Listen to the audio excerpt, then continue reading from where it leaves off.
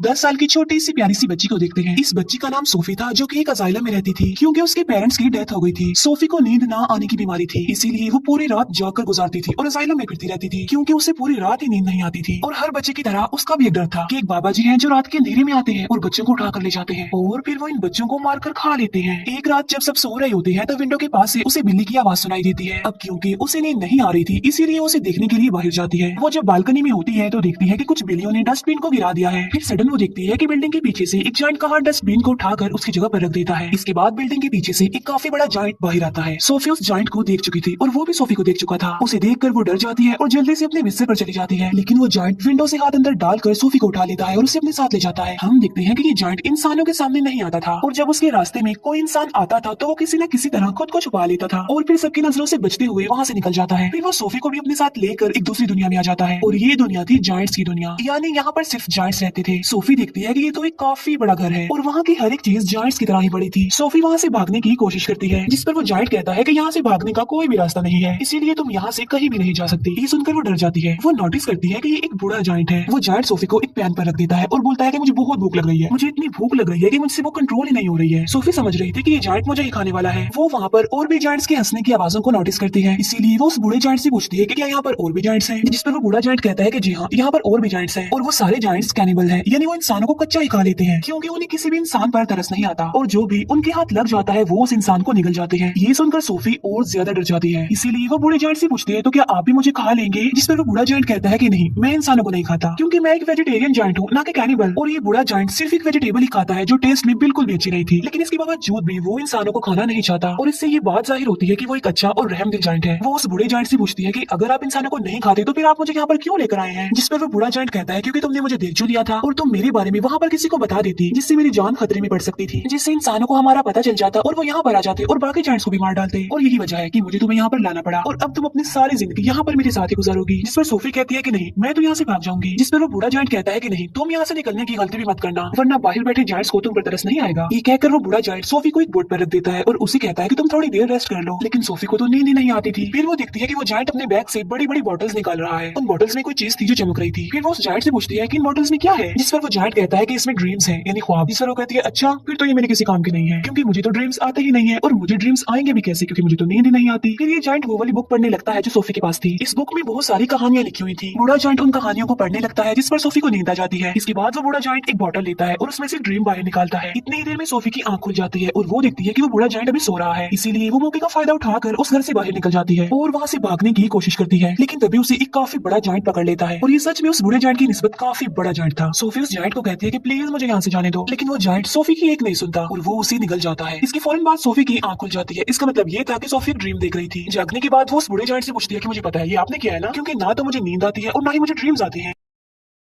लेकिन आपने ये जो मुझे ड्रीम दिखाया है ये तो बहुत डरावना था। जिस पर वो जायंट कहता है कि मुझे ऐसा करना पड़ा और मैंने ऐसा इसीलिए किया है ताकि मैं तुम्हें ये बता सकूं कि बाहर तुम्हारे लिए कितना खतरा है, इसी वजह से तुम्हारे लिए बेटर होगा कि तुम यहीं पर ही रहो। बूढ़ा जायंट सोफी को समझाता है कि यहाँ पर जो जायंट्स है ना वो मुझसे साइज में काफी बड़े हैं और मैं तो उन जायंट्स के सामने कुछ भी नहीं हूँ क्योंकि मैं छोटा सा जायंट हूँ और बूढ़ा भी हूँ। अभी वो लोग बातें कर ही रहे थे कि तभी वहाँ पर एक काफी बड़ा जायंट अंदर आ जाता है और वाकई ये उस बूढ़े जायंट की निस्बत काफी बड़ा था। वो जायंट आते ही बूढ़े जायंट से पूछता है कि बताओ तुम किससे बात कर रहे थे बोने। अब यहाँ पर सारे जायंट्स बूढ़े जायंट को बोना कहते थे क्योंकि वो साइज में सबसे ही छोटा था। बूढ़ा जवाब देता है कि नहीं तो मैं तो किसी से बात नहीं कर रहा था। इसी दौरान सोफी भी कहीं पर छुप जाती है। इस बड़े जायंट के हाथ पर चोट लगी थी, इसीलिए वो पट्टी करवाने के लिए बूढ़े जायंट के पास आया था। अब क्योंकि वो जायंट कैनिबल था, इसी वजह से उसे उस घर में से इंसान की खुशबू आती है, इसीलिए वो वहाँ पर पड़ी हर एक चीज को देखने लगता है। तभी सोफी उस सब्जी के अंदर चली जाती है जो वो बूढ़ा जायंट खाता था और जब वो जायंट उस सब्जी को स्मेल करता है तो उसे उसमें से इंसान की खुशबू आती है। आज से पहले इस जायंट ने कभी भी ये सब्जी नहीं खाई थी, लेकिन आज उसे इस वेजिटेबल में से अच्छी खुशबू आ रही थी, इंसान की खुशबू आ रही थी क्योंकि उसमें सोफी जो थी, इसीलिए वो जायंट उसे खाने लगता है। ये देखकर वो बूढ़ा जायंट कहता है कि रुको, तुम ये नहीं खा सकते, क्या तुम भूल गए हो कि तुम वेजिटेबल्स नहीं खाते। जिस पर वो जायंट कहता है कि हाँ, मैं ये बात कैसे भूल गया कि मैं तो सब्जियां खाता ही नहीं हूँ। इसीलिए वो सब्जी को फेंक देता है और सोफी की जान बच जाती है। इसके बाद वो जायंट वहाँ से चला जाता है। फिर उस बूढ़े जायंट को कहीं पर जाना था और सोफी उससे पूछती है कि आप कहाँ पर जा रहे हैं। जिस पर वो बूढ़ा जायंट कहता है कि मैं किसी जरूरी काम से जा रहा हूँ। वो पूछती है कि कौन सा जरूरी काम, लेकिन वो उसे कुछ भी नहीं बताता। फिर वो सोफी की काफी फोर्स करने पर उसे बता ही देता है कि मैं ड्रीम्स को पकड़ने जा रहा हूँ। फिर सोफी उसे काफी कहती है कि मुझे भी अपने साथ लेकर जाइए, लेकिन वो उसे अपने साथ नहीं ले जाना चाहता था क्योंकि बाहर जो जायंट सो रहे थे, अगर वो जा गए, उन्होंने सोफी को देख लिया तो बहुत बुरा होगा। इसी वजह से वो किसी भी किस्म का रिस्क नहीं लेना चाहता था, लेकिन सोफी उसे काफी इंसिस्ट करती है, इसीलिए वो उसे अपने साथ ले जाने के लिए एग्री हो जाता है। जब वो बाहर आते हैं तो देखते हैं कि वो सारे जायंट्स गहरी नींद सो रहे हैं, इसीलिए ये दोनों उनके बीच से ही गुजरना चाहते थे, लेकिन इतनी ही देर में उन सारे जायंट्स की आंख खुल जाती है और वो बूढ़े जायंट को परेशान करने लग जाते हैं कि बोले तुम कहाँ पर जा रहे हो, जिस पर वो कहता है कि मैं तो अपने काम पर जा रहा हूँ। जिस पर वो जायंट्स कहते हैं कि हम नहीं चाहते कि तुम यहाँ से निकल कर बाहर जाओ, इंसानों की दुनिया में जाओ, क्योंकि अगर इंसानों को हमारे बारे में पता चल गया तो हमारी जान खतरे में पड़ जाएगी। वो सारे जायंट्स बूढ़े जायंट को बहुत ज्यादा तंग करते हैं और तभी मौके का फायदा उठाकर सोफी एक गाड़ी में छुप जाती है। लेकिन तभी बूढ़ा जायंट आसमान की तरफ इशारा करके कहता है कि वो देखो। सब देखते हैं कि आसमान पर बादल बने हैं और बारिश होने वाली है। असल में उन सारे जायंट्स को पानी से डर लगता था क्योंकि उन्हें वाटर फोबिया था, और तभी वहाँ पर बारिश होने लगती है और वो सारे जायंट्स जाकर छुप जाते हैं। तब मौके का फायदा उठाकर वो दोनों यानी बूढ़ा जायंट और सोफी वहाँ से चले जाते हैं। वो लोग माउंटेन्स पर चढ़ने लगते हैं। चलते चलते वो बादलों से भी काफी आगे निकल जाते हैं। सोफी कहती है कि यहाँ से तो देखने में ये स्टार्स बहुत ही प्यारे लग रहे हैं। बूढ़ा जायंट कहता है कि मैं तो इनका म्यूजिक भी सुन सकता हूँ। वो बताता है कि मैं इवन दुनिया की हर चीज की आवाज सुन सकता हूँ। मैं चींटियों की आवाज सुन सकता हूँ, कीड़े मकोड़ों की आवाज सुन सकता हूँ, इवन मैं ट्रीज की कहानियां भी सुन सकता हूँ। मेरे कान इतनी तेज हैं कि दुनिया की हर आवाज को सुन सकते हैं। ये सुनकर सोफी कहती है कि मुझे तो यकीन नहीं आ रहा आपकी बातों पर। बूढ़ा जायंट कहता है कि यही सच है बेटा, तुम्हें मानना होगा। इसके बाद वो लोग एक लेक के पास पहुंच जाते हैं, जिसके पास एक काफी बड़ा और खूबसूरत ट्री था। बूढ़ा जायंट पानी में कूद जाता है और उनके साथ सोफी भी कूद जाती है। दोनों फिर लेक के दूसरे किनारे पर पहुंच जाते हैं और ये होती है ड्रीम्स की दुनिया, क्योंकि ड्रीम्स उस ट्री से यहाँ पर कतरों की तरह गिरते हैं और बूढ़ा जायंट इन्हें पकड़ने के लिए ही यहाँ पर आता है। फिर वो दोनों मिलकर बहुत सारे ड्रीम्स पकड़ लेते हैं। इन ख्वाबों में अच्छी और बुरी दोनों ड्रीम्स ही थे। इन ड्रीम्स को पकड़कर फिर ये लोग वापस जाने लगते हैं। ये दोनों अब एक दूसरे के काफी अच्छे फ्रेंड बन गए थे और एक दूसरे के साथ काफी खुश थे।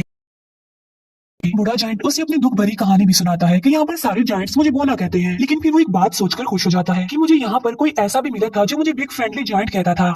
ये सुनकर सोफी कहती है तो आज से मैं भी आपको बिग फ्रेंडली जायंट यानी BFG ही कहूंगी। ड्रीम्स पकड़ने के बाद ये लोग सिटी में घूमते फिरते हैं, जहाँ पर बच्चे अपने अपने घरों में सो रहे होते हैं और बिग फ्रेंडली जायंट यानी BFG उन्हें नींद में बहुत अच्छे अच्छे ड्रीम्स देता है ताकि लोगों को उनके ड्रीम्स में खुशियां मिल सके। यहाँ पर हम ये जान पाते हैं कि BFG एक बहुत ही अच्छे दिल का जायंट है जो ड्रीम्स की दुनिया से ड्रीम्स लाकर लोगों को देता है ताकि सोते हुए ही सही ये उन लोगों की जिंदगियों में खुशियां तो ला सके। सोफी पूछती है कि ड्रीम्स के बारे में आपको क्या आपके पेरेंट्स ने बताया था, जिस पर वो जायंट यानी BFG कहता है कि जायंट्स के पेरेंट्स नहीं होते। फिर वो BFG से उसकी एज पूछती है कि आपकी उम्र कितनी है। BFG जवाब देता है कि जितनी उम्र इस दुनिया की है उतनी ही मेरी है, यानी जब से ये दुनिया बनी थी तब से ये जायंट्स भी बन गए थे, लेकिन ये इस दुनिया में इंसानों से छुप कर रहते हैं दीवारों के पीछे। फिर वो दोनों वापस जाने लगते हैं। सोफी अचानक पूछती है कि मेरा ब्लैंकेट कहाँ पर है। असल में सोफी का ब्लैंकेट जायंट्स की दुनिया में ही रह गया था और इस बात की वजह से BFG परेशान हो जाते हैं। इसीलिए वो सोफी को कहते हैं कि अब मैं तुम्हें अपने साथ नहीं ले जा सकता, क्योंकि अब तक उन जायंट्स को पता चल गया होगा कि मेरे साथ कोई इंसान भी है। और यहाँ पर BFG सोफी को एक बात बताता है कि बहुत सालों पहले मुझे एक बच्चा मिला था और वो भी इतना ही प्यारा और इनोसेंट था जितनी कि तुम हो, और तुम्हारी तरह उसने भी मुझे देख लिया था। इसी वजह से मैं उस बच्चे को भी जायंट्स की दुनिया में ले गया और उसी बच्चे ने मुझे पढ़ना सिखाया। और ये जो जैकेट तुमने पहन रखी है ये मेरे उसी मासूम छोटे से फ्रेंड की है, लेकिन इससे पहले कि मैं उस बच्चे को उसकी दुनिया में वापस लेकर आता काफी देर हो चुकी थी और मैं बिल्कुल ये नहीं चाहता कि जो उस बच्चे के साथ हुआ है मेरे उस दोस्त के साथ हुआ है वो तुम्हारे साथ भी हो, क्योंकि तुम भी तो मेरी एक दोस्त ही हो ना। इसीलिए वो सोफी को वहीं पर छोड़कर वहाँ से जाने का फैसला करता है। हालांकि सोफी उन्हें काफी मना करती है यहाँ रुकने पर और उसके साथ चलने की जिद करती है, लेकिन वो जायंट इस बार उसकी बात नहीं मानता। तब BFG उसे अजाइलम में छोड़कर वहाँ से जाने लगता है। अब क्योंकि सोफी वहाँ पर रुकना नहीं चाहती थी इसीलिए वो बालकनी से कूद जाती है, क्योंकि उसे पता था कि BFG उसे बचा लेंगे, और होता भी ऐसा है। BFG उसे बचा लेता है और इसीलिए ना चाहते हुए भी उसे सोफी की बात माननी पड़ती है। इसी वजह से वो उसे जायंट्स की दुनिया में दोबारा से ले आता है, जहाँ पर बाकी जायंट्स पहले ही उन लोगों के लिए वेट कर रहे थे, क्योंकि सारे जायंट्स जान चुके थे कि बूढ़े जायंट के पास कोई इंसान है। इसीलिए सारे जायंट्स अब जानना चाहते थे कि वो इंसान कौन है, कहाँ पर है। इसीलिए वो ब्लैंकेट की खुशबू की मदद से BFG के घर को चेक करते हैं और सारे सामान की तोड़ फोड़ कर देते हैं, लेकिन BFG उस ब्लैंकेट को जला देता है जिसमें सोफी की खुशबू थी। फिर वो उन सारे जायंट्स को अपने घर से जाने के लिए बोलता है। सोफी वहाँ दीवार पर लगी एक पिक्चर को देखती है जो कि प्रिंसेस की पिक्चर थी। उस पिक्चर को देखकर सोफी को एक आइडिया आता है और वो BFG को कहती है कि आप प्रिंसेस के लिए एक ड्रीम बनाएं और उस ड्रीम में आप ये बताना कि जायंट्स की एक दुनिया पाई जाती है इसी दुनिया में, और वो सारे जायंट्स इतने खतरनाक है कि बच्चों को मारकर खा लेते हैं, और इसी ड्रीम में आप हम दोनों को भी शामिल कर लेना ताकि जब हम प्रिंसेस के सामने जाएं तो वो हमें पहचान ले। ये सुनकर BFG ऐसा ही करता है और वो जायंट्स की दुनिया में रहने वाले सारे जायंट्स का एक ड्रीम बनाता है और वो उस ड्रीम में खुद को और सोफी को भी डाल देता है और साथ साथ वो सिटी के बहुत सारे मिसिंग बच्चों को भी डाल देता है। फिर वो उस ड्रीम को लेकर प्रिंसेस के घर के पास चले जाते हैं और ये प्रिंसेस की नींद में वो ड्रीम डाल देते हैं और प्रिंसेस वो सब कुछ देख लेती है जो ये प्रिंसेस को दिखाना चाहते थे। प्रिंसेस की जब आंख खुलती है तो वो बहुत ज्यादा डरी हुई होती है, क्योंकि ये एक डरावना ड्रीम था, क्योंकि जायंट्स बच्चों को खा रहे थे। प्रिंसेस इस ड्रीम के बारे में अपने केयर टेकर को भी बताती है, जिस पर वो केयर टेकर कहती है कि आप फिक्र मत कीजिए, ये आपका सिर्फ एक डरावना ड्रीम था। लेकिन जब वो न्यूज़पेपर पढ़ती है तो कहती है कि ये तो बहुत अजीब बात हो गई, क्योंकि कल रात बहुत सारे बच्चे मिसिंग हो गए थे अपने अपने घरों से और ये सीन वैसा ही हुआ है जैसा आपने ड्रीम देखा है।